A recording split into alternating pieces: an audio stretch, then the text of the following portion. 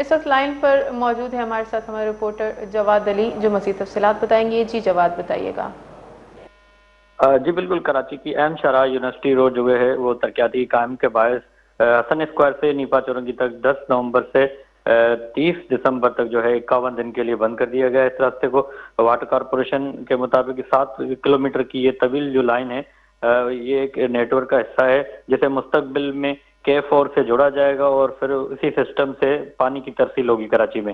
آپ کو بتاتا چلوں کہ یونیورسٹی روڈ پہلے ہی ریڈ لائن منصوبے کی ترقیاتی کام کی تاخیر کا شکار ہے اور اسی وجہ سے شہر میں جو ہے کافی زیادہ ٹریفک جام رہتی ہے، جبکہ اب جو ہے اس کام کے باعث شارع لیاقت، شارع فیصل اور گلستان جوہر کی اور اطراف کی جو سڑکیں ان پر کافی ٹریفک کا دباؤ رہے گا۔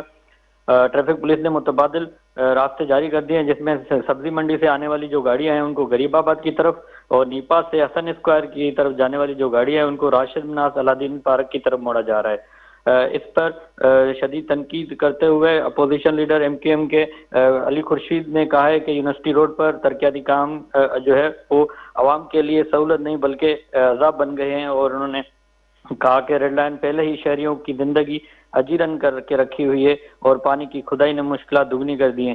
انہوں نے کہا ہے کہ عوامی نمائندوں سے بغیر مشاورت کے کیے جو ہے یہ حکومت کی جانب سے سڑکیں کھودنا مجرمانہ غفلت ہے۔ انہوں نے کہا ہے کہ طلباء، مریض اور ملازمین جو ہیں وہ گھنٹوں اس ٹریفک میں پھنسے رہتے ہیں۔ جی بہت بہت شکریہ جواد علی۔